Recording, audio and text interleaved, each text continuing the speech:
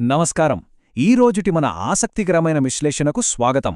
ఈరోజు మనం ఇంగిత జ్ఞానం అంటే కామన్ సెన్స్ అనేది మన అలవాట్లను అలాగే మనం సృష్టించే సంపదను ఎలా ప్రభావితం చేస్తుందో చూడబోతున్నాం.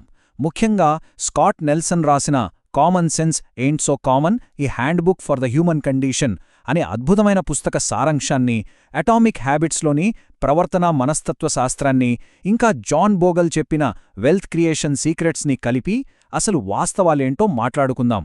ఇదంతా ఒక్కసారి విన్నారంటే మీ ఆలోచన విధానం ఖచ్చితంగా మారిపోతుంది. సరే, ముందుగా ఒక ఆసక్తికరమైన ప్రశ్నతో మొదలుపెడదాం. ఈ ప్రపంచంలో అత్యంత అరుదైన విషయం ఏంటి? ఆశ్చర్యపోకండి, అదే కామన్ సెన్స్ లేదా ఇంగిత జ్ఞానం. స్కాట్ నెల్సన్ తన పుస్తకంలో చెప్పినట్లుగా దీని పేరులోనే కామన్ అనుంది, కాని తీరా చూస్తే మన మానవ ప్రవర్తనలో అయినా లేదా ఫైనాన్షియల్ మార్కెట్స్లో అయినా ఇది చాలా అరుదుగా కనిపిస్తుంది. అసలు ఎందుకిలా జరుగుతుందో మనం డీప్గా అర్థం చేసుకోవాలి. ఈరోజు మనం కవర్ చేయబోయే ముఖ్యాంశాలు ఒకసారి చూద్దాం. 1. ఇంగిత జ్ఞానం అంటే ఏమిటి? 2. మానవ ప్రవర్తన మరియు సామాజిక ప్రభావం. 3. పెట్టుబడిలో ఇంగిత జ్ఞానం. 4. గాట్రాక్స్ కుటుంబం కథ. 5. స్పెక్యులేషన్ వర్సెస్ పెట్టుబడి. ఇక ఆఖరిది దీర్ఘకాలిక సంపద సృష్టి. మనం మొదటి భాగంలోకి వెళ్దాం. అదే ఇంగిత జ్ఞానం అంటే ఏమిటి? నిఘంటువుల ప్రకారం కామన్ సెన్స్ అంటే మనం సహేతుకంగా సురక్షితంగా బ్రతకడానికి అవసరమైన ఒక ప్రాథమిక స్థాయి ప్రాక్టికల్ నాలెడ్జ్. ఇక్కడ ముఖ్యంగా గమనించాల్సిన విషయమేంటంటే ప్రాక్టికల్ నాలెడ్జ్ అలాగే మంచి జడ్జిమెంట్ ఇవి మన దైనందిన జీవితానికి అసలైన పునాదులు.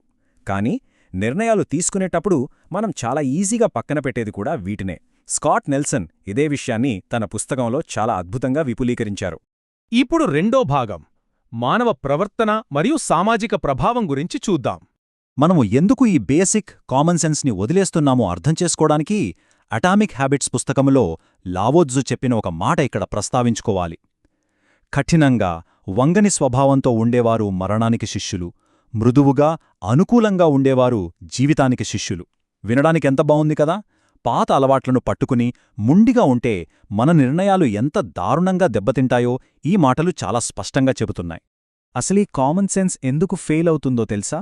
మన బ్రెయిన్ ఎప్పుడూ తక్కువ శ్రమతో పనులవ్వాలని కోరుకుంటుంది. దీన్నే లా ఆఫ్ లీస్ట్ ఎఫర్ట్ అంటారు. అంతేకాదు, సొసైటీలో అందరూ ఏం చేస్తుంటే మనం కూడా గుడ్డిగా అదే చేస్తాం. నిజం తెలుసుకోవడం కంటే నలుగురిలో మనం కూడా ఒకరిగా కలిసిపోవడానికే ఎక్కువ ఇష్టపడతాం. దానికి తోడు మన ఎమోషన్స్, ఫ్యాక్ట్స్ని కమ్మేసి మనల్ని లాజికల్గా ఆలోచించనివ్వవు. అందుకే కామన్ సెన్స్ మాయమైపోతోంది. మరి దీనికి పరిష్కారం లేదా అంటే ఖచ్చితంగా ఉంది. మన రోజువారీ జీవితంలో పుస్తకాలు చదవడం లేదా కాస్త డబ్బు ఆదా చేయడం లాంటి చిన్న చిన్న కామన్ సెన్స్ నిర్ణయాలు 10-20 ఏళ్ల వ్యవధిలో కాంపౌండింగ్ పవర్తో ఎంత భారీ రిజల్ట్స్ ఇస్తాయో ఆలోచించండి. అవే మన జీవితాన్ని పూర్తిగా మార్చేస్తాయి. మూడో భాగం, పెట్టుబడిలో ఇంగిత జ్ఞానం. మనం పైన మాట్లాడుకున్న బిహేవియరల్ ట్రాప్స్ మన ఆర్థిక స్థితిని ఎలా నాశనం చేస్తాయో జాన్ బోగల్ చాలా సింపుల్గా చెప్పారు. గడ్డివాములో సూదిని వెతకడం మానేసి ఏకంగా ఆ గడ్డివాం మొత్తాన్ని కొనియండి. ఎంత అద్భుతమైన లాజిక్ కదా! స్టాక్ మార్కెట్లో ఏదో మ్యాజిక్ చేసే కంపెనీ కోసం వెతికి సమయం, డబ్బు వృధా చేసుకునే బదులు ఇండెక్స్ ఫండ్స్ ద్వారా ఏకంగా మార్కెట్ మొత్తాన్ని కొనడమే అసలైన కామన్ సెన్స్. మార్కెట్ని బీట్ చేయాలనుకోవడం ఎప్పుడూ ప్రమాదమే. 4వ భాగం, అదే గాట్రాక్స్ కుటుంబం కథ. ఫైనాన్షియల్ ప్రపంచం సింపుల్గా ఉండే విషయాలను ఎలా కాంప్లికేట్ చేస్తుందో చెప్పడానికి ఈ గాట్రాక్స్ ఫ్యామిలీ స్టోరీ ఒక బెస్ట్ ఎగ్జాంపుల్. చూడండి, మొదట్లో వాళ్ల దగ్గరే అన్ని షేర్లు ఉండేవి. వచ్చే 100% ప్రాఫిట్ వాళ్లే తీసుకునేవారు. అంతా బావుంది కదా? కాని ఇంకా ఎక్కువ లాభం తావాలని హెల్పర్స్ని అంటే బ్రోకర్లని పెట్టుకున్నారు. అంతే, వాళ్లకి ఫీజులు, పన్నులు కట్టలేక చివరికి తమ సంపదంతా మిడిల్మెన్కే ధారపోశారు. మనకి తెలియకుండానే కామన్ సెన్స్ని పక్కన పెడితే రిజల్ట్ ఇలాగే ఉంటుంది. 5వ భాగం, స్పెక్యులేషన్ వర్సెస్ పెట్టుబడి. చాలామంది మార్కెట్లోకొచ్చి చేసే పెద్ద తప్పు ఇదే. అసలు మార్కెట్ రియాలిటీకి, ఎమోషనల్ గ్యాంబ్లింగ్కి మధ్య ఉన్న తేడా మనం తెలుసుకోవాలి. స్పెక్యులేషన్ అంటే పూర్తిగా ఎమోషన్స్తో నడిచేది.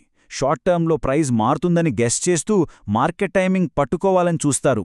కానీ నిజమైన ఇన్వెస్ట్మెంట్ అలా కాదు. ఒక business growth, corporate profits, long term dividends ఆధారంగా నడుస్తుంది. ఇది పక్కా కామన్ సెన్స్తో తీసుకునే నిర్ణయం. ఇక్కడ మీకొక షాకింగ్ నిజం చెప్పనా? 95%. అవును, లాంగ్ టర్మ్లో చూసుకుంటే దాదాపు 95% యాక్టివ్ మ్యూచువల్ ఫండ్స్ ఒక సాధారణ మార్కెట్ ఇండెక్స్ని కూడా బీట్ చేయలేకపోతున్నాయని స్టాటిస్టిక్స్ చెబుతున్నాయి. అంటే అంత పెద్ద ఎక్స్పర్ట్స్ కూడా బేసిక్ కామన్ సెన్స్ ముందు ఓడిపోతున్నారనేది ఇక్కడ అంగీకరించాల్సిన నిజం. ఇక 6వ భాగం దీర్ఘకాలిక సంపద సృష్టి. సరే, ఇదంతా విన్నాక మనం ఫైనాన్షియల్గా సక్సెస్ అవ్వాలంటే ఫైనల్గా ఏం చేయాలి? అటామిక్ హ్యాబిట్స్లో నేర్చుకున్న సెల్ఫ్ అవేర్నెస్ని, జాన్ బోగల్ చెప్పిన రూల్స్ని కలిపితే మనకు ఈ 5 సింపుల్ సూత్రాలు వస్తాయి. 1. ఎక్స్పెన్స్ రేషియో తక్కువగా ఉండే ఫండ్స్ ఎంచుకోవాలి. 2. ఇన్వెస్ట్మెంట్ వ్యూహాలు చాలా సింపుల్గా ఉంచుకోవాలి. 3. మార్కెట్ పడినా సరే భయపడకుండా ఎమోషన్స్ని కంట్రోల్ చేసుకోవాలి. 4. కాంపౌండింగ్కి టైం ఇవ్వాలి, అంటే త్వరగా స్టార్ట్ చేయాలి. 5. ఇండెక్స్ ద్వారా మార్కెట్ మొత్తాన్ని కొంటూ వైవిధ్యంగా ఉండాలి. ఇవి ఫాలో అయితే మన సంపదకి ఎలాంటి ఢోకా ఉండదు. ఇవాల్టి మన విశ్లేషణను ఒక బలమైన ప్రశ్నతో ముగిద్దాం. మీ పునాది ఒక బలమైన, అర్థం కాని, కాంప్లికేటెడ్ గందరగోళం మీద నిర్మిస్తున్నారా?